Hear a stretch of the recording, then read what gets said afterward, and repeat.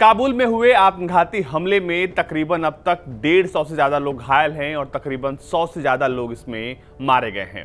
मारे जाने वालों में से करीब 13 जो हैं वो अमेरिकी सैनिक हैं और इस घटना के बाद अमेरिका इस वक्त गुस्से में है। जी हाँ, जो काबुल एयरपोर्ट पर हुआ उससे काफ़ी दुनिया में डर पैदा हो गया है और काबुल एयरपोर्ट पर इस वक्त अफरा तफरी का माहौल है। हर कोई जान बचाने के लिए इधर उधर भाग रहा है और तस्वीरें जो आ रही हैं वो दर्दनाक हैं, खौफनाक हैं, भयावह है, जो आपके दिलों में डर पैदा कर देंगी।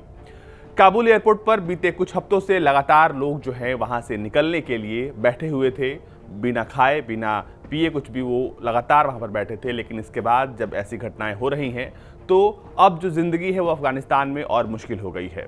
हालांकि इस घटना से पहले ही अमेरिका के पास ये इनपुट था कि आईएसआईएस कुछ बड़ा कर सकता है और आपको बता दें कि इस पूरे हमले की जिम्मेदारी आईएसआईएस खुरासान ने ली है। जी हां, आईएसआईएस खुरासान जो है वो आईएसआईएस की एक शाखा है जो कि पाकिस्तानी कट्टरपंथियों के मिलने से बनी है। इस धमाके के बाद अमेरिका ने अपने सैनिकों को और अलर्ट कर दिया है और जो भी देश यहां से इवैक्यूएशन प्लान जो अपना प्रोग्राम चला रहे थे उस पर भी अस्थायी तौर पर अभी रोक लगा दी गई है। आशंका है कि आगे और भी बड़ी घटना हो सकती है, जिसको देखते हुए सुरक्षा के पुख्ते इंतजाम और ज़्यादा मजबूत कर दिए गए हैं। लेकिन आपको बता दें कि आईएसआईएस खुरासान ने इस पूरे हमले की जिम्मेदारी ली है। ऐसे में जरूरी हो जाता है ये जानना कि आखिर आईएसआईएस खुरासान क्या है और ये कैसे बना, ये लोगों की जिंदगियों का दुश्मन क्यों बना हुआ है। 1999 में बनी आईएसआईएस को दुनिया ने साल 2014 के बाद से ही जानना शुरू कर दिया था। इससे पहले सीरिया, इराक या बाकी दूसरे देशों में इसका प्रभाव नहीं था। आईएसआईएस खुरासान आईएसआईएस की ही एक शाखा है जिसे जनवरी 2015 में तालिबान के पाकिस्तानी सहयोग के असंतुष्ट सदस्यों द्वारा स्थापित किया गया था। इसे तालिबान और अमेरिका का कट्टर दुश्मन माना जाता है। खुरासान शब्द एक प्राचीन इलाके के नाम पर आधारित है जिसमें कभी उज्बेकिस्तान, अफगानिस्तान, तुर्कमेनिस्तान और इराक का हिस्सा शामिल हुआ करता था। मौजूदा वक्त में ये अफगानिस्तान और सीरिया के बीच का हिस्सा है। आईएसआईएस के खुरासान मॉड्यूल को खुरासान ग्रुप के नाम से भी जाना जाता है। इस ग्रुप में अलग अलग विचारधारा के रहने वाले आतंकी संगठन, अलकायदा से जुड़े लोग शामिल हैं। इस ग्रुप को मुख्य तौर पर सीरिया, खुरासान से चलाया जाता है। आपको बता दें कि इस वक्त काबुल एयरपोर्ट में हुए धमाके के बाद अलग अलग आंकड़े सामने आ रहे हैं कि आखिर कितने लोग घायल हुए हैं और कितने लोग इस धमाके में मारे गए हैं। और एक अमेरिकी न्यूज चैनल के मुताबिक अब तक करीब 150 से ज़्यादा लोग जो हैं इस पूरे हमले में घायल हुए हैं और ये आंकड़ा जो है और बढ़ सकता है। हालांकि इस पूरी घटना के बाद अमेरिका ने स्पष्ट कर दिया है कि इस घटना के लिए, इस जघन्य अपराध के लिए कोई माफ़ी नहीं है। अमेरिका चुन चुन कर उन लोगों को मारेगा और उनसे बदला लेगा। इस बात के साफ संकेत जो बाइडेन ने दे दिए हैं। लेकिन इससे पहले आपको हम यही बताने वाले हैं आज कि आखिर आईएसआईएस का जन्म कैसे हुआ और उससे खुरासान कैसे निकलकर बाहर आया। आईएसआईएस की नींव साल 2006 में बगदादी ने रखी थी और ये तब हो रहा था जब अमेरिका ने इराक को सद्दाम हुसैन के चुंगल से आज़ाद कराया था।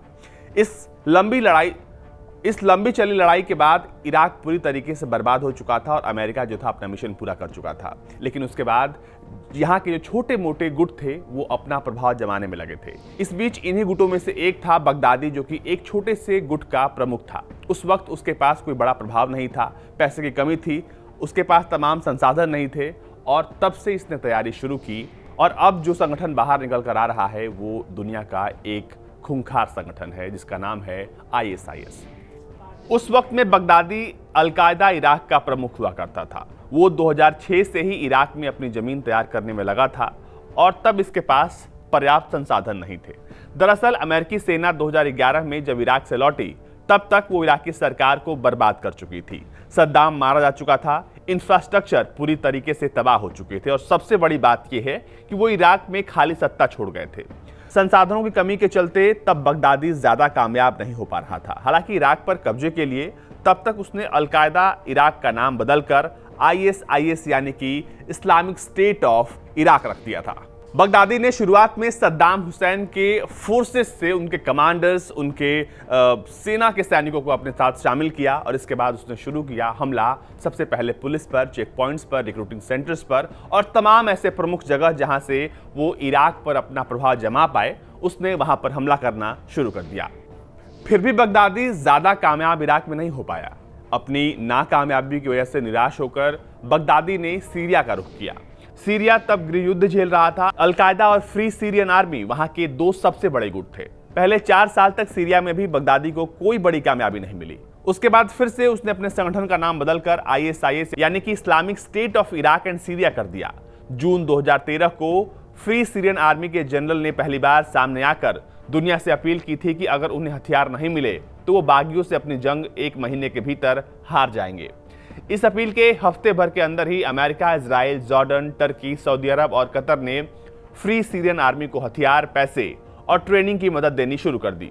इन देशों ने सारे आधुनिक हथियार, एंटी टैंक मिसाइल, गोला बारूद सब कुछ सीरिया पहुंचा दिया। बस यहीं से ISIS के दिन पलट गए। दरअसल जो हथियार ये देश सीरियन आर्मी को देने के लिए सीरिया पहुंचा रहे थे वो सब कुछ जा रहा था ISIS के पास, क्योंकि तब तक ISIS जो था वो सीरियन आर्मी में पूरी तरीके से सेंध लगा चुका था। साथ ही सीरिया में फ्रीडम फाइटर का नकाब पहनकर IS ने दुनिया को धोखा दिया। इसी नकाब की आड़ में खुद अमेरिका तक ने अनजाने में ISIS के आतंकवादियों को ट्रेनिंग दे डाली। और मौजूदा वक्त में जिस तरीके से तालिबान सरकार बनाने की कोशिश में लगा है और तमाम ये जो अटकलें आ रही हैं, उस बीच ये कहा जा रहा है कि तालिबान का सबसे बड़ा दुश्मन इस वक्त अगर कोई है तो वो है ISIS। जी हाँ, डर बेचने वाला ये आतंकी संगठन ISIS तालिबान को नीचा दिखाने के लिए हर कोशिश करेगा और हो सकता है कि आने वाले वक्त में वो अफगानिस्तान के निर्दोष नागरिकों की हत्या करे और ऐसा वो करके इस खूनी खेल में अपने आप को सबसे ऊपर ले जाना चाहता है।